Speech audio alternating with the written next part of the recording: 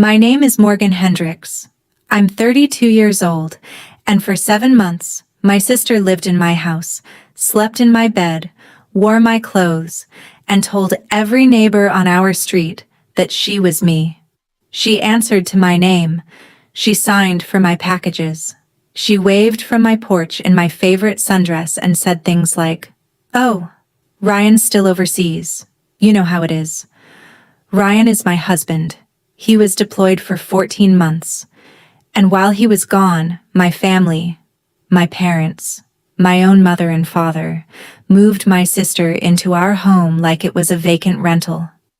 But what they did with his military benefits, what they forged and redirected and hid, that's what turned a family argument into something that could have ended in federal charges."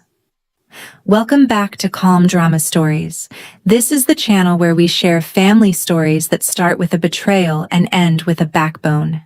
If you've ever had someone in your family take something that was yours, not just a thing, but your name, your place, your home, stay with me. Drop a comment and be sure to subscribe. Ryan and I bought our house 4 years ago with a VA loan. 3 bedrooms, 1 bathroom, a backyard just big enough for a grill and a lawn chair. It sat in a quiet neighborhood 12 minutes from Fort Liberty, the kind of street where people left their garage doors up during the day and waved whether they knew your name or not. I painted the kitchen walls sage green. Ryan said it looked like a hospital. I told him it looked like home. We weren't rich. We were stable, which in my family made us look rich.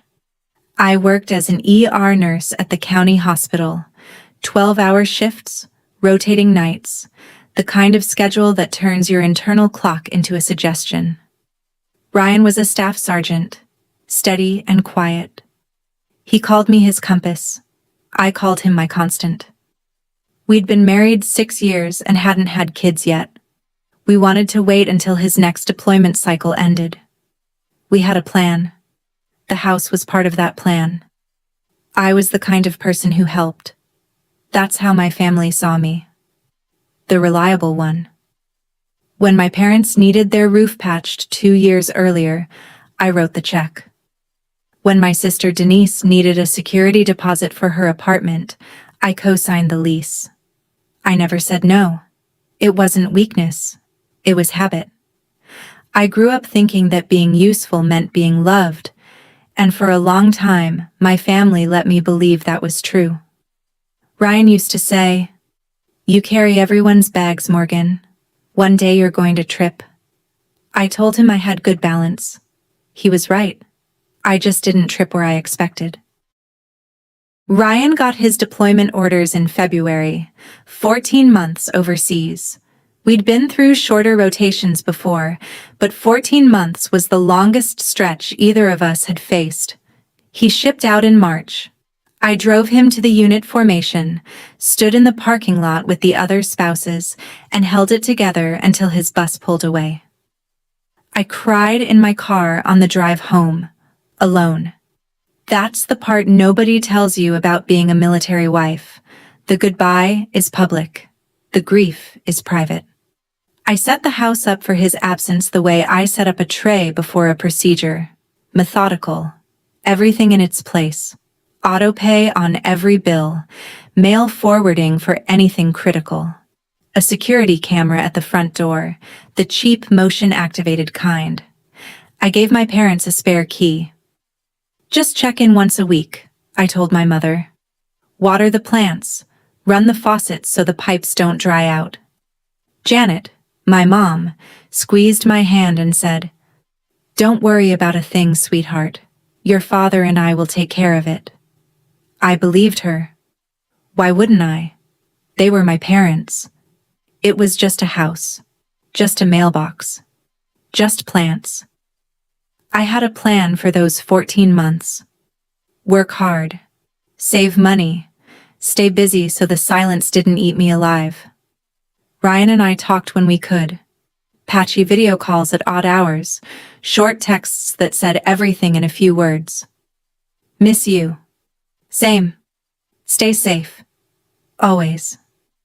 I didn't ask for much from anyone. I just needed someone to check the mailbox. That's the part that still gets me. Denise is 3 years older than me. Growing up, we were close in the way sisters are when one is the planner and the other is the dreamer. I organized. Denise improvised. By 25, I had a nursing degree and a marriage. Denise had Todd Prescott. Todd was a freelance plumber, good with his hands, bad with his money, charming in the way that works at barbecues but wears thin by the 3rd year of marriage. What I didn't know, what nobody knew until much later, was that Todd had a gambling problem. Online sports betting. He'd sit on the couch with his phone after dinner, placing bets on games he didn't even watch. Over 18 months, he lost $22,000. Denise told me they were tight on money. She said Todd was investing in something that didn't pan out. I offered to help. She said, "We're fine. Todd's picking up extra jobs." They weren't fine. Their apartment rent went unpaid. 1 month, then 2, then 3. By the time the eviction notice came, they were already past the point of negotiation.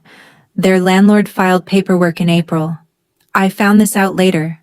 Denise didn't call me when they got the notice. She called our mother. That was the first decision that set everything in motion. If she'd called me, I would have helped her find a place. I would have co-signed another lease, covered a deposit. Instead, she called the person who would offer her something I never would have agreed to. She called the person who had my spare key. That was March. By June, Denise and Todd didn't have an apartment anymore. In May, 2 months into Ryan's deployment, I took a locum nursing contract in South Carolina. 6 weeks. ICU rotation. Better pay than my home hospital. I'd been doing double shifts since Ryan left, and the locum felt like a way to stay productive while banking extra savings for when he came home. Before I left, I walked through the house one more time, locked every window, set the thermostat to 72, put the camera app on my phone. I drove the spare key over to my parents' place and sat at their kitchen table while my mom poured me coffee I didn't have time to drink. "Just check on things," I said. "The lawn service is on auto. The mail is forwarded to my P.O. box for anything important. All I need is someone to swing by, make sure nothing's leaking, grab any packages." My mom patted my arm.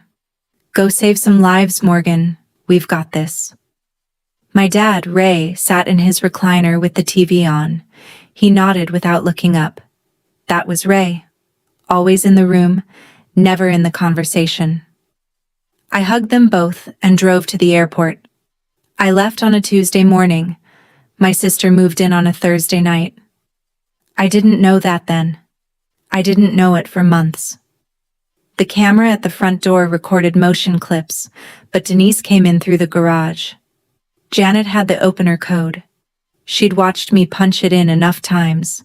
And the camera, the cheap one I bought at a hardware store, only pointed at the front porch. It captured everything that happened in plain sight. It missed everything that happened through the back. Janet called Ray on a Thursday evening in late June. Denise had been served her final eviction notice. Todd had already packed a bag and gone to stay with a buddy from his plumbing crew. Denise was sitting in her car outside her locked apartment with 2 suitcases and nowhere to go. Janet drove to the apartment complex, loaded the suitcases into her trunk, and drove straight to my house. She punched in the garage code. She walked Denise through my kitchen, past my sage green walls, down the hallway, and into my bedroom. "Just until you figure things out," Janet told her. Ray helped carry the bags. Nobody called me. At first, Denise slept on the couch. She used her own towels, her own shampoo. But within 2 weeks, she was sleeping in my bed, wearing my robe, the one with the embroidered M that Ryan gave me for Christmas, drinking coffee from my mug, the one that said, "World's okayest nurse." She started slow and finished fast. By July, she was answering the door in my sundress. 3 families on our block had moved in after Ryan deployed. They'd never met me. They only knew the woman who waved from the porch and introduced herself as the wife of a deployed soldier. "Hi, I'm Morgan," Denise told the Carters across the street. "My husband's overseas. You know how it is." She told the mail carrier her name was Morgan Hendris. She told the lawn service the same. She told anyone who asked that she was holding down the fort while her husband served. "I'm the real wife," she told one neighbor at the mailbox, "just holding down the fort while he's away." She said it like it was nothing, like my name was a costume she could put on and take off. I finished my locum contract in mid-July and came back to North Carolina. I didn't go home. The house was being watched by my parents, and I'd signed a short lease on a studio apartment 45 minutes away, near the hospital where I'd picked up a permanent night rotation. It was easier. Shorter commute, less gas, a place that was mine in a way that the empty house didn't feel during deployment. I planned to swing by the house on weekends, but ER shifts stacked up, and weekends turned into rest days I couldn't afford to spend driving. So I called my mom instead. Every week, FaceTime. Every week the same thing. Janet answered from the porch, or her car, or the grocery store. Never from inside my house. "Mom, can you show me the kitchen?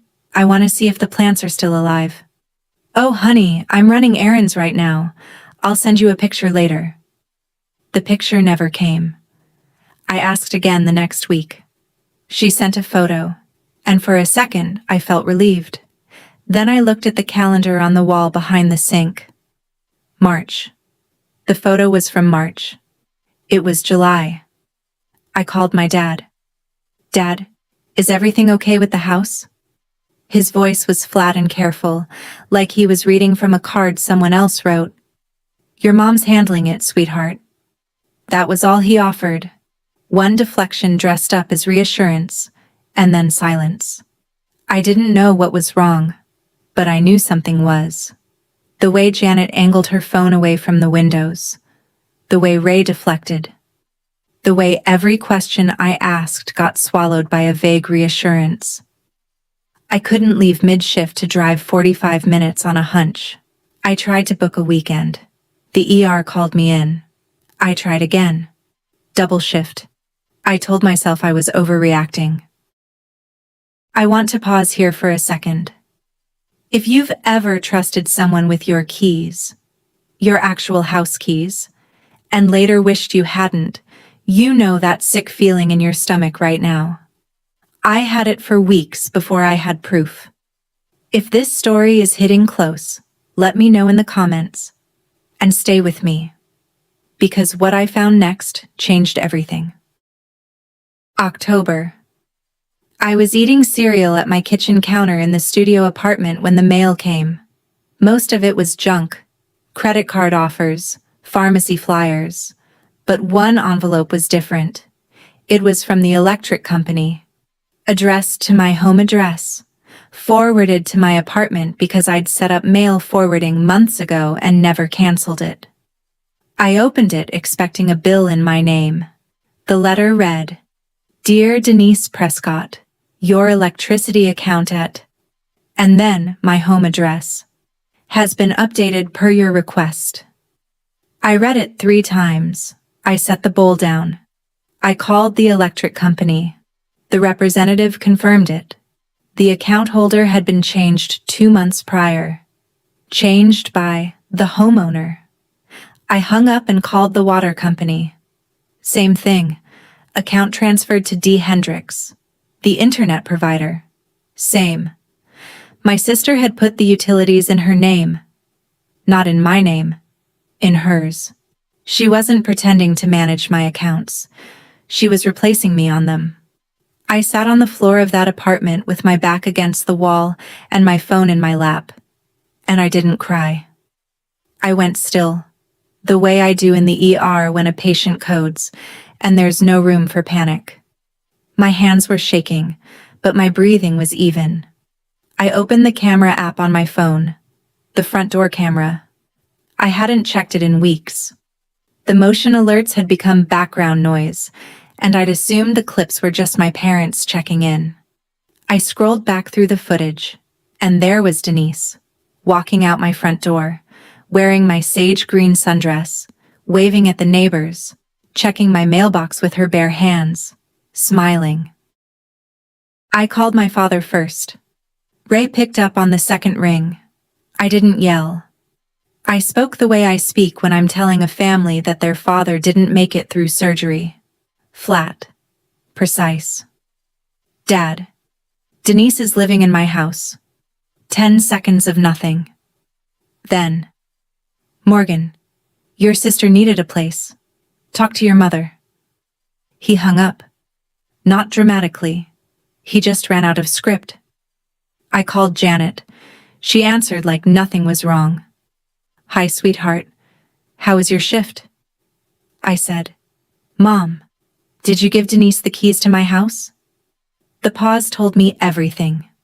Then the excuses came, one after another, layered like gauze over a wound that wouldn't stop bleeding.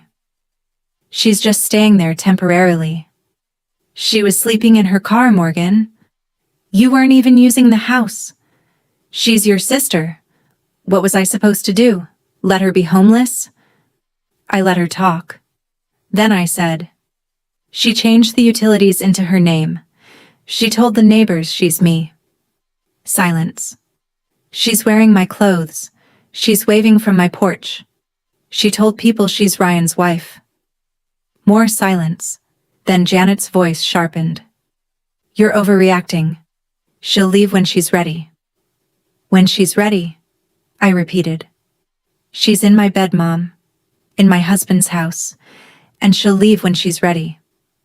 I told her I was coming that weekend. Janet said, don't make this into a scene, Morgan. Denise is going through a hard time. Show some compassion.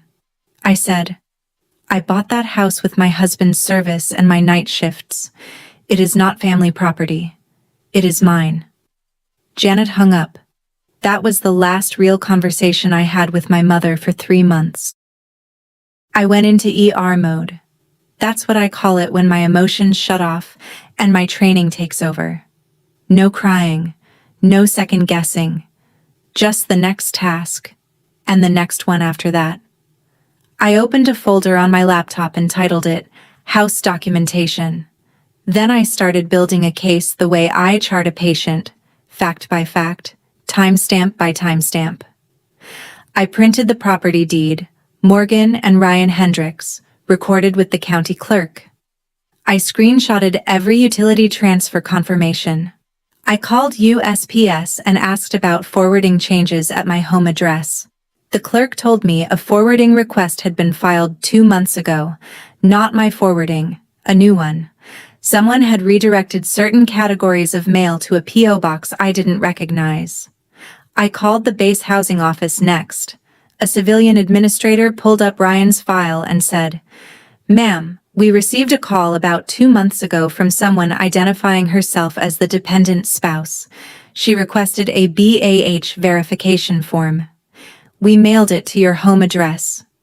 BAH, Basic Allowance for Housing, the monthly payment Ryan received to cover our mortgage.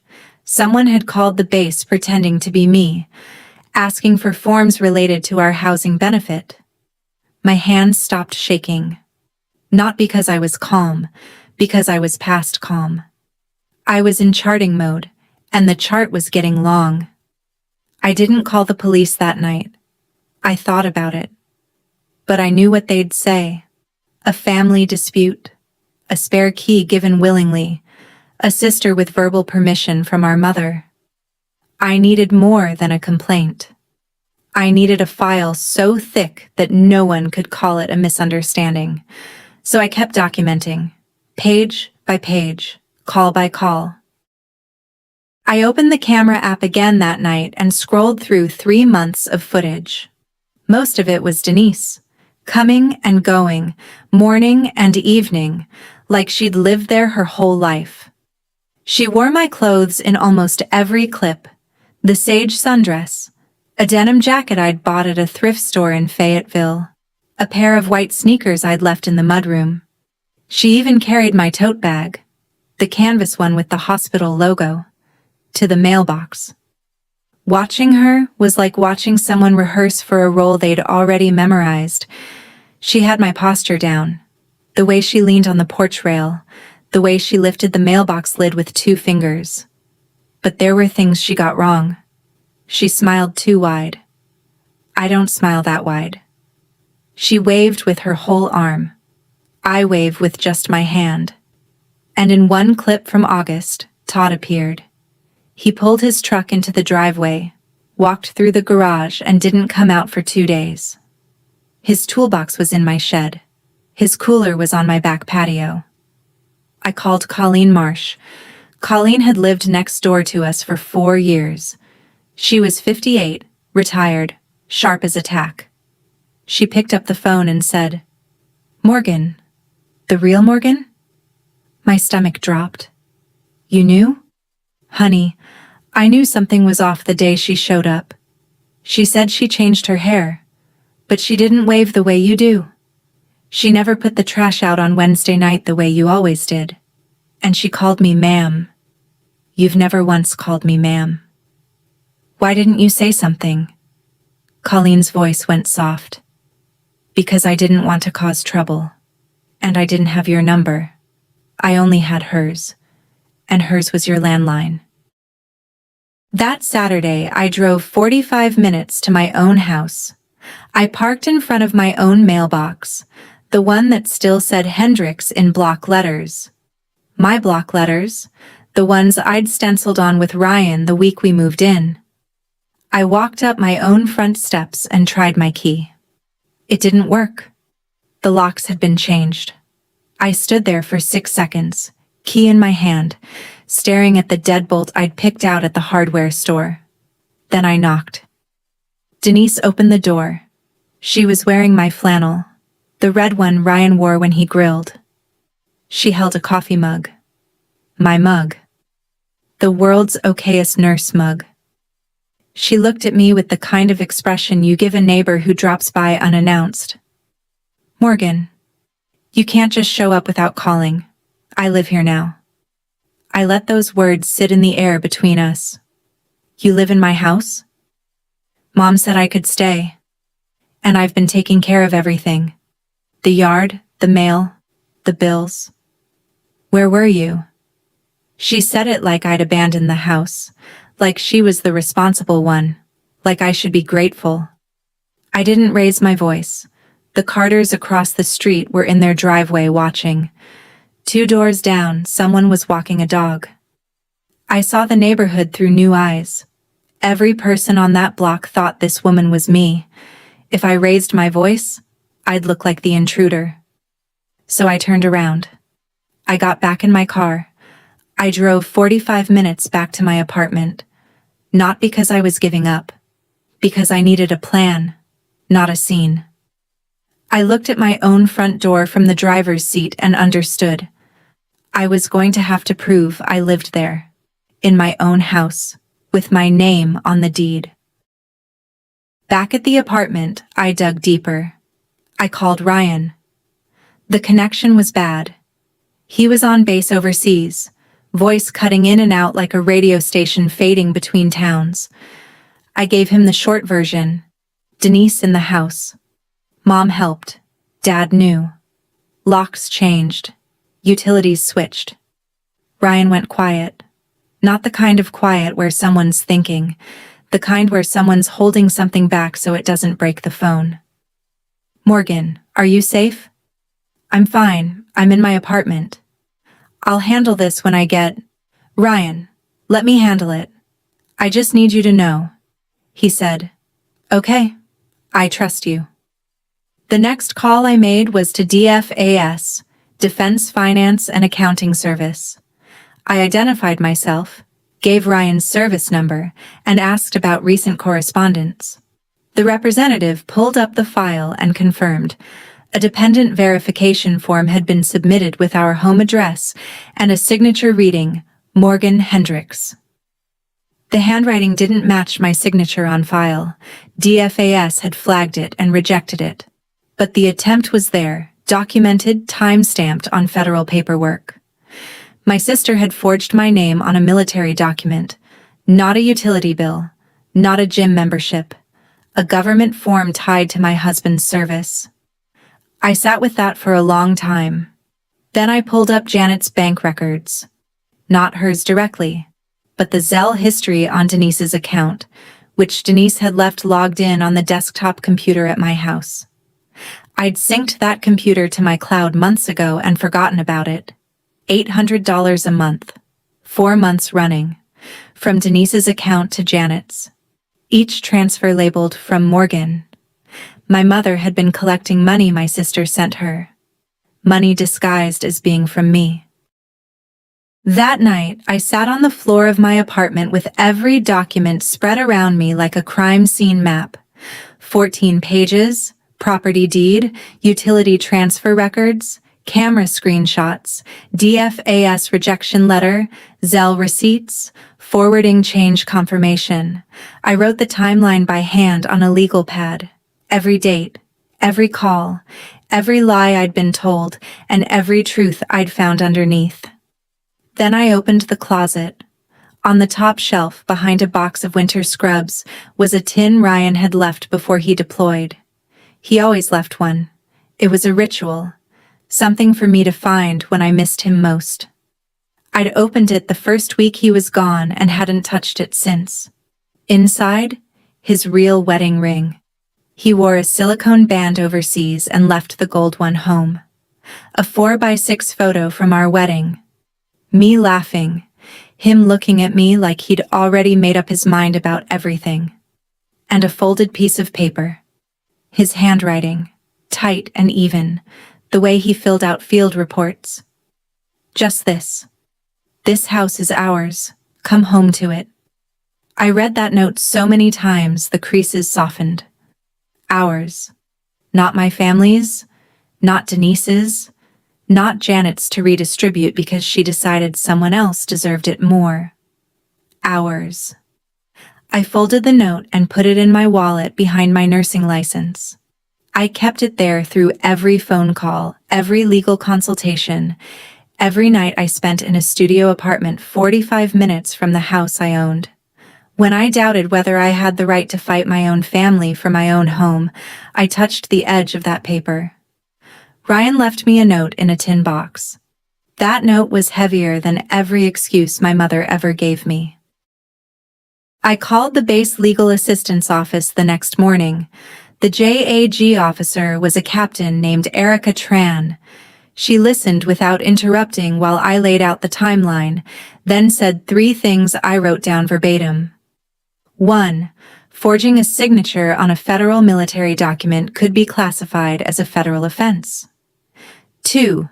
Someone occupying a home without the owner's consent, even if they'd been given access by a family member, could be classified as an unlawful occupant under North Carolina law, and at minimum, the homeowner had the right to begin formal removal proceedings. 3. Changing utility accounts using someone else's identity constituted misrepresentation. She told me to file a police report first. I did. The officer who took my statement was polite and unhelpful. "Ma'am, this sounds like a family matter. Your mother gave your sister a key. That complicates things." I told him I understood. I didn't argue. I filed the report and left with a case number and a copy of my own statement. Then I drafted a 30-day eviction notice.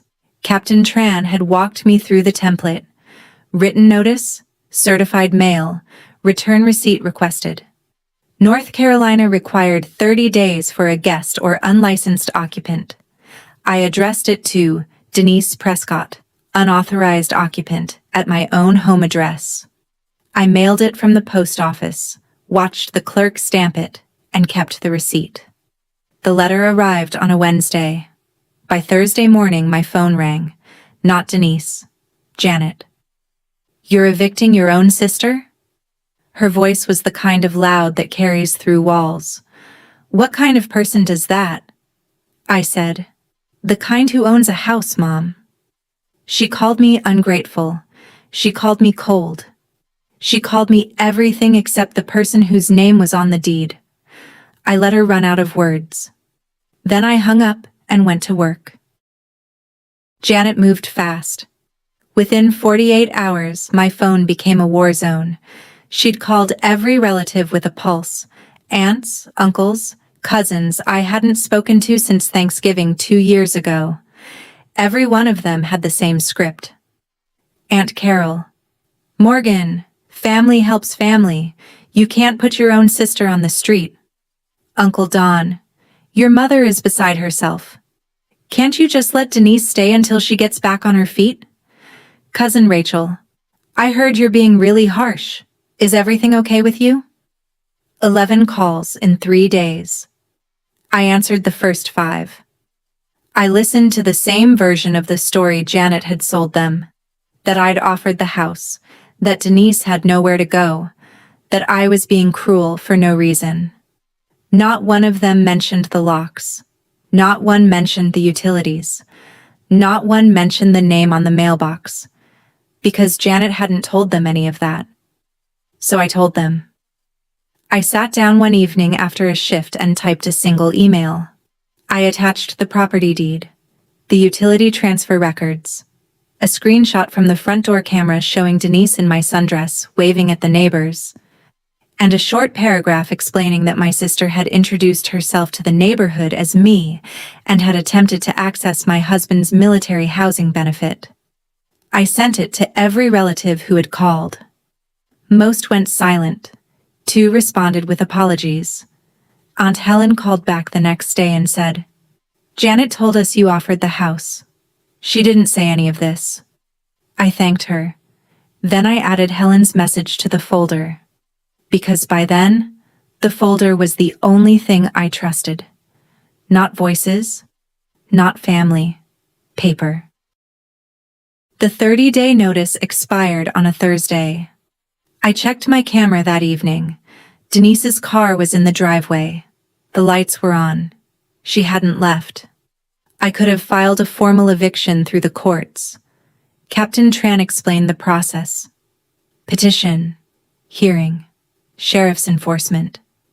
In North Carolina, that could take 2 to 3 more months. I was calculating whether to start that process when Ryan called. The connection was clearer than usual. Morgan, my unit's rotation got moved up. I'm coming home early. Early by 3 weeks. He'd be stateside in 5 days. I felt my chest loosen for the first time in months. Ryan, when you land, I need you to come straight home. Not to the apartment, home. He understood immediately. You want me to walk in? I want them to see you walk in. In uniform. Through the door of our house, while she's still there. He was quiet for a beat. Then, I won't call ahead. I won't knock. No, I said. Don't knock. That weekend, I prepared. I printed 3 copies of the full documentation file, one for me, one for Ryan, one for Captain Tran. I charged my phone. I texted Colleen. Ryan's coming home Saturday. I need you on your porch. Colleen wrote back in 2 minutes. Honey, I've been waiting for someone to fix this. I'll be there with iced tea and a clear view. I loaded the folder into my car. I checked every page. I pressed Ryan's note flat inside my wallet. There's a kind of calm that settles over you when you've done everything you can and now you just have to wait. It's the calm between the code alarm and the crash cart. I knew that calm. I trusted it. 5 days. I know what you might be thinking right now. Why didn't she just call the police and have Denise removed? I thought about it every single day. But here's the truth about family betrayal. The hardest part isn't the legal process. It's standing in front of someone who shares your blood and saying, "You are not welcome in my life anymore." That moment was coming, and I wasn't going to waste it. Ryan's flight landed on a gray Saturday morning. I was at the terminal gate before the sun came up. Staff Sergeant Davis, one of Ryan's guys, had texted me the arrival time. Ryan hadn't told his unit to organize a homecoming ceremony. No banners, no families lined up on the tarmac. Just me, standing in a parking lot with a folder on my passenger seat and a knot in my stomach. He walked out of the terminal in his uniform. Thinner, darker. A crease between his eyebrows that hadn't been there 14 months ago. He saw me and his face did something I'd never seen it do. It broke open for exactly 1 second, then sealed shut again. He wrapped his arms around me and held on like I was a guardrail on a mountain road. We stood there for a while, no words. Just breathing into each other's shoulders while other soldiers streamed past with their own families, their own reunions. In the car, I handed him the folder. He opened it in his lap and started reading. I drove. He didn't speak for 20 minutes. I watched his hands. They tightened on the edge of every page. His jaw worked like he was grinding something down to dust. He finished the last page, closed the folder, and looked straight ahead. Your mother knew? My mother arranged it. And your father? He said, your mom's handling it. Ryan pressed his lips together. He stared out the window at nothing. 5 minutes later, he said, drive home. Not the apartment, home, our house. The one with the sage green kitchen and the mailbox that said Hendrix, and a woman sleeping in our bed who wasn't me. I parked 2 blocks from the house. We sat in the car with the engine off, looking down the street at our own front door. The porch light was on. Todd's truck sat in the driveway. Mud splattered, toolbox strapped to the bed. He was there too. Saturday afternoon, making himself at home. Colleen was on her porch with a glass of iced tea and a magazine she wasn't reading. She saw my car and gave a small nod. Didn't wave. She knew. Ryan reached into his duffel in the back seat and pulled out his dress uniform jacket. He buttoned it over his undershirt, adjusted his beret, laced his boots tight. I asked him why. He said, I want them to see exactly who lives here. I picked up my folder. Phone in my pocket. Camera already recording. The spare key I'd kept, the one to the old locks, the ones Janet changed, sat in my cup holder. Useless now. I brought it anyway. We walked. Side by side, down the sidewalk, past the Carter's yard, past the house with the wind chimes, past Colleen's porch. Mr. Carter was outside, trimming his hedge. He looked up and froze. He'd never seen a soldier walk toward the house before. Denise had told him Ryan wouldn't be back for months. Afternoon, Ryan said to Carter as we passed. Carter didn't answer. He just stood there with his clippers halfway through a branch, watching a staff sergeant in full uniform walk up the front steps of a house where his wife, the woman Carter thought was Ryan's wife, was inside. Ryan put his hand on the door handle. He looked at me. I looked back. He turned the handle. The door was unlocked. He didn't knock. The living room looked like mine and didn't look like mine at the same time. The couch was in a different spot. The throw pillows were rearranged. The bookshelf had been emptied and refilled with things I didn't recognize. Romance novels, candles, a framed photo of Denise and Todd at some beach I'd never been to. But on the wall above the mantel, our wedding photo still hung. Denise had kept it. She needed it. Without it, the story didn't hold. Todd was on the couch. My couch. Bare feet on my coffee table, beer in one hand, remote in the other. He looked up when the door opened. He saw Ryan in uniform and his face went through 3 stages in 2 seconds. Confusion, recognition, and the sick dawning of someone who just realized the exit is behind the person walking toward him. Who the hell are you? Todd said, already knowing. Ryan didn't blink. I'm Staff Sergeant Ryan Hendrix. This is my house. Who the hell are you? Todd's beer slipped. He caught it, but not before spilling half of it on the cushion. "Look, man, I can explain." The bathroom door opened down the hall. Water sounds, steam curling into the hallway. Denise walked out in a towel first, then stopped, went back in, and came out wearing the bathrobe. My bathrobe. The white one with the embroidered M. Her hair was wet. Her face was flushed from the shower. She looked down the hallway and saw Ryan. She saw the uniform.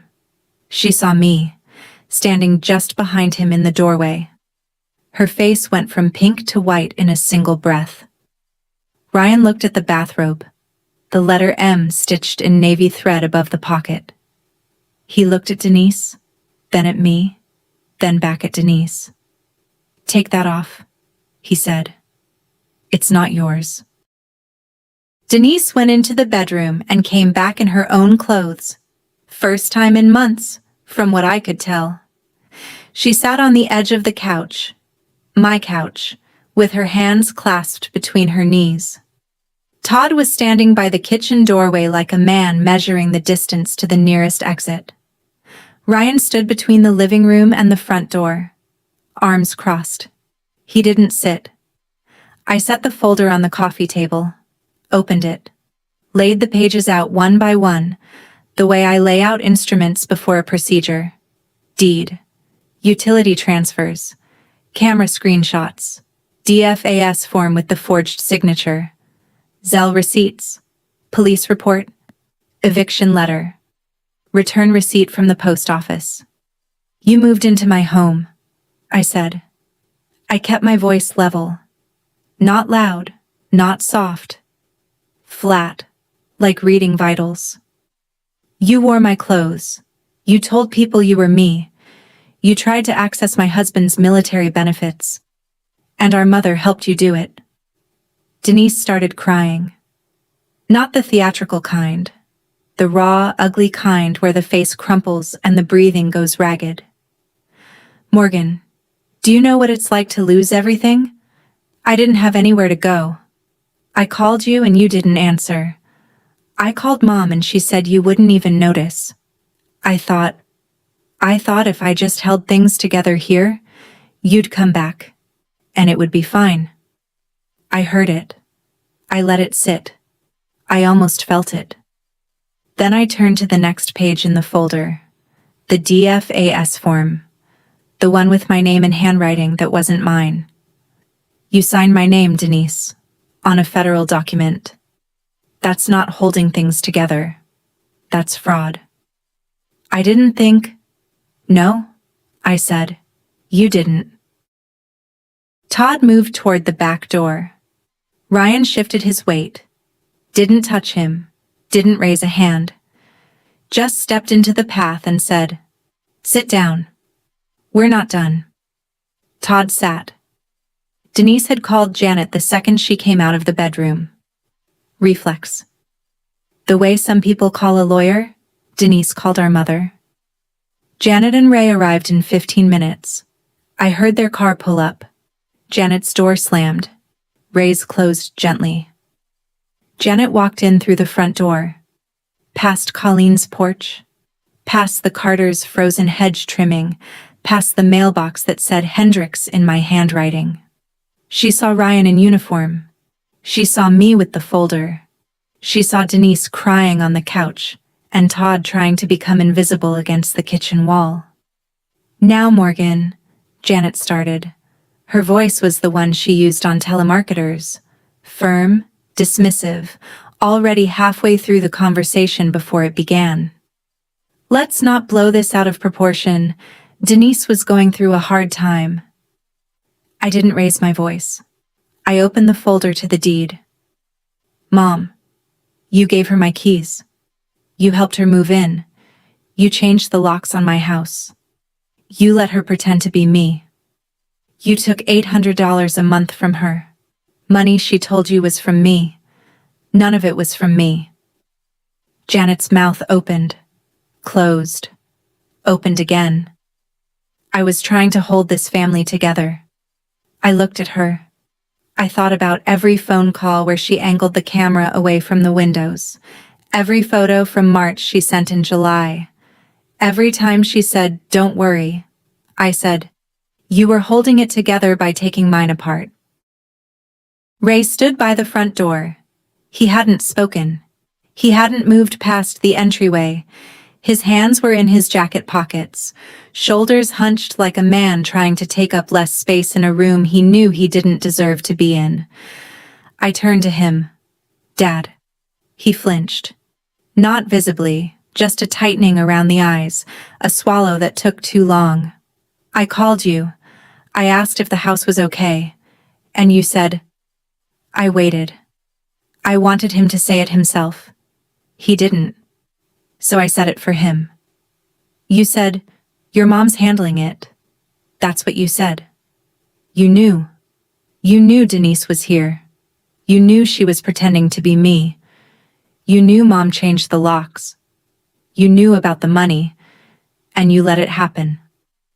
Ray's face broke. Not anger. Something worse. Shame that had been building behind a dam of silence for months and had nowhere left to go. "Morgan, I'm sorry. I should have told you. I was a coward."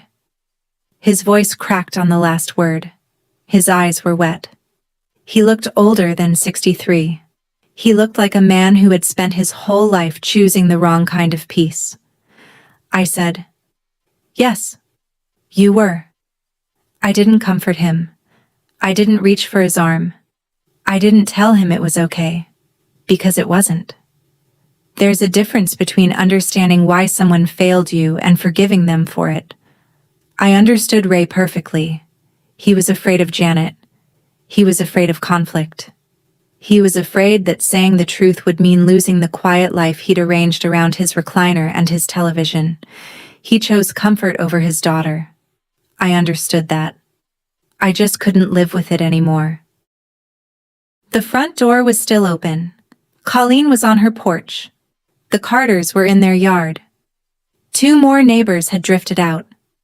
The young couple from the end of the block and the retired postman 3 houses down. They could hear everything. The acoustics on that street were brutal. Open porches, flat yards, no fences. Every word carried like a church bell. Mrs. Carter stepped forward. She looked at me, then at the open doorway behind me, where Denise's outline was visible through the screen. "Morgan, what's going on? Are you okay?" Before I could answer, Colleen's voice came from the right, steady and clear as a reading lamp. "That woman in there is not Morgan. That's her sister. She's been pretending to be Morgan for months." Mrs. Carter's hand went to her mouth. "What?" She looked at me. Really looked. Then looked back at the house. "But she told us she was..." "I know what she told you," I said. "She told you she was the wife of a deployed soldier. She told you her name was Morgan." She waved from this porch and smiled and collected my mail and answered to my name. I looked at the street, at the neighbors, at the people who'd been deceived along with me. "My name is Morgan Hendris. I'm the real wife. And I'm taking my house back." There was no applause, no gasps. Just the sound of Colleen setting her iced tea down on the porch rail and nodding once. The way you nod when something you've suspected for months finally lands. I walked back inside. The door stayed open. I wanted the air from outside to reach every corner of that room. I picked up the property deed and held it where the light from the window caught it. "This is the deed to this house. My name. My husband's name. Recorded with the county. No one else." I set it down and picked up the utility records. These are the accounts she changed into her name. Electric, water, internet. All transferred without my knowledge or consent. The camera screenshots. This is her, in my clothes, on my porch, waving at the neighbors who thought she was me. The DFAS form. This is my name, forged, on a federal military document. submitted to the Defense Finance and Accounting Service in an attempt to access my husband's housing benefit. Janet stepped forward. Morgan, stop. You're embarrassing this family. I looked at her, at the woman who gave away my keys, changed my locks, collected money under my name, and told 11 relatives I was the villain. No, Mom, you embarrass this family. I'm just showing people the truth. Ryan stood beside me. He hadn't said a word since telling Todd to sit down. He didn't need to. His uniform said it. His posture said it. His hand on my shoulder said it. Denise made one last attempt. Her voice was shaking. I was going to leave. I was going to tell you. I closed the folder. You had 7 months. You had my keys, my clothes, and my name. The only thing you were going to tell me was nothing. The room was quiet. Denise sobbed. Janet's mouth was a thin line. Todd stared at the floor. Ray cried silently by the door. Ryan and I stood in the middle of our living room, still. Todd made his move. He pushed off the kitchen wall and headed toward the back door. Ryan was faster, not aggressive, just present. He stepped into the doorway and filled it. You've been sleeping in my house, Ryan said. His voice was low, the kind of low that doesn't invite a response. Using my garage, storing your tools in my shed. Your truck's been in my driveway 14 times in 3 months. I've got the footage. So before you walk out that door, tell me you didn't know what your wife was doing. Todd's eyes flicked to Denise, then back to Ryan. I didn't plan any of this. I opened my phone, scrolled to the camera log. Here's your truck. August 12th, August 19th, September 3rd. All weekend stays. Here's your toolbox in the garage. Here's your cooler on the patio. I looked at Denise. He told you he was staying at Kevin's? Denise's head snapped toward Todd. You said you were at Kevin's. Todd swallowed. I was. Sometimes. And the gambling? I said. Does Denise know about the $22,000? Everything stopped. Todd's face went from cornered to something beyond that. Exposed, the way a wound looks when you pull back the last layer of gauze. Denise whispered, What, $22,000? I didn't have Todd's bank statements, but I had the account history from the desktop computer, the one Denise had used in my house, still synced to my cloud. Withdrawals to 3 online betting platforms, monthly, escalating. That's private, Todd said. I shook my head. Nothing in my house is private anymore. You made sure of that. Denise looked at Todd. She looked at him the way you look at someone when you realize the person you trusted was the reason you lost everything. I turned to Janet. One more thing, Mom. I pulled up the Zelle records on my phone and turned the screen so everyone could see. $800 a month, from Denise's account to yours, 4 months running. Every transfer labeled from Morgan. Janet didn't move. Her face was still set in that thin, righteous line, the face of a woman who believed being right was a matter of volume and repetition. But her hands gave her away. They were shaking. That money wasn't from me, I said. You knew it wasn't from me, because I haven't sent you $1 since I paid for the roof 2 years ago. You didn't ask where it came from because you didn't want the answer. We needed it for your father's insulin. Then you should have asked me. You didn't ask because you knew I'd find out Denise was in my house. The money was the price of your silence. Ray, who had been crying softly by the door, looked at Janet. You told me Morgan was sending that money. You told me she knew about Denise. Janet's composure slipped. I had to, Ray. We needed... You lied to me? Ray's voice rose for the first time since he'd walked in. Not a shout. A crack. The sound of something structural giving way. You told me our daughter was okay with all of this. You told me she offered the house. You told me the money was a gift. It came apart fast after that. Janet's credit card debt, $9,000 she'd hidden from Ray. The insulin was real. The debt was extra. She'd been juggling both, using Denise's redirected money to cover minimum payments Ray didn't know about. Ray stared at her. 40 years of marriage, and he was seeing the balance sheet for the first time. I closed the folder, set it on the coffee table, looked at each of them. Denise, Todd, Janet, Ray. The way I look at a chart when every vital sign is trending the wrong direction, and the only treatment left is the one nobody wants to hear. Here's what's going to happen, I said. My voice was the same one I use when I tell a family that treatment options have narrowed. Denise, Captain Tran prepared a voluntary vacate agreement. You sign it, you're out by tomorrow morning with your belongings, and I don't file the federal paperwork for the forged documents. That's the offer. And it's a better one than you'd get from a judge. I set the single-page form on the table. Denise stared at it. She didn't reach for it, but she didn't look away. Todd, your tools and your truck need to be off this property by 8 a.m. If they're still here at noon, they go to Goodwill. Mom, Dad, I'm not pressing federal charges. Not because what you did was okay. Because I don't want to spend the next 2 years in a courtroom when I could spend them rebuilding what you broke. I stepped closer to Janet. But here's the boundary. You don't come to this house without an invitation. You don't have a key. You don't make decisions about my home, my mail, my name, or my life.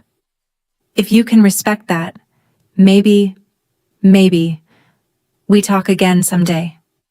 If you can't, then this is goodbye. Janet started. Morgan, you can't cut off your own mother.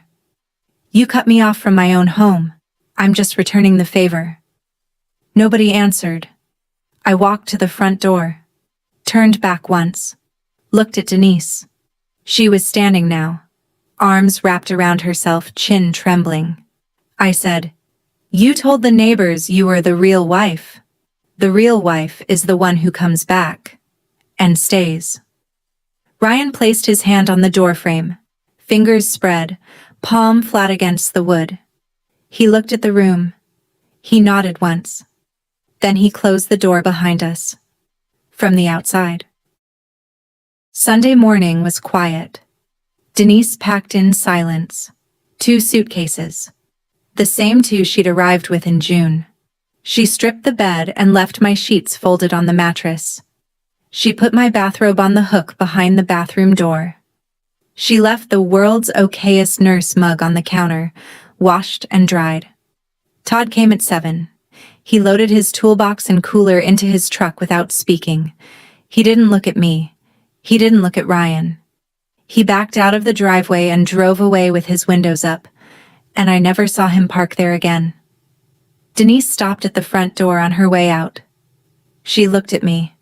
Her eyes were puffy and raw, the skin around them pink from a night spent crying. I'm sorry, she said. I know that doesn't fix anything. It doesn't, I said. But I heard you.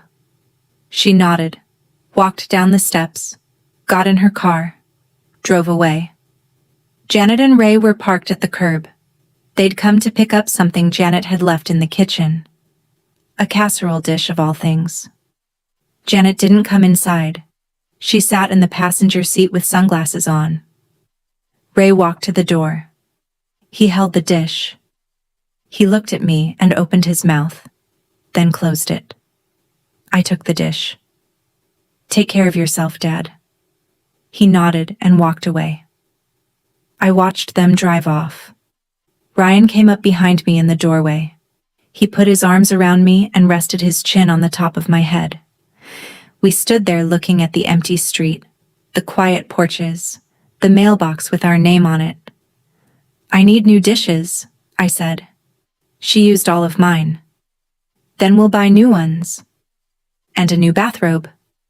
With a bigger M. 2 marriages ended that year. Neither of them was mine. Denise filed for divorce in November. Once she learned about the $22,000 Todd had gambled away, the debt that cost them their apartment, their stability, their dignity, she didn't hesitate. The divorce was final by spring. Todd was required to complete a gambling addiction program as part of the settlement. Denise didn't fight for much. She moved to Raleigh, got a job at a restaurant, and started over in a city where nobody knew her name. She didn't call me. I didn't call her. Janet and Ray separated in December.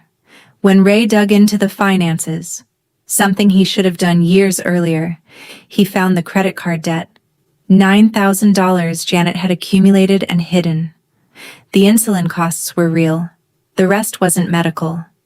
It was years of small purchases, impulse buys, minimum payments rolling into interest until the hole was too deep to mention. Ray moved in with his brother in Fayetteville. He told me later, on the phone, I spent 40 years trusting her to handle things. Turns out she was handling me. They never formally divorced. They just stopped sharing a roof and a checkbook. Whether they'll find their way back, I don't know. That's their story to write.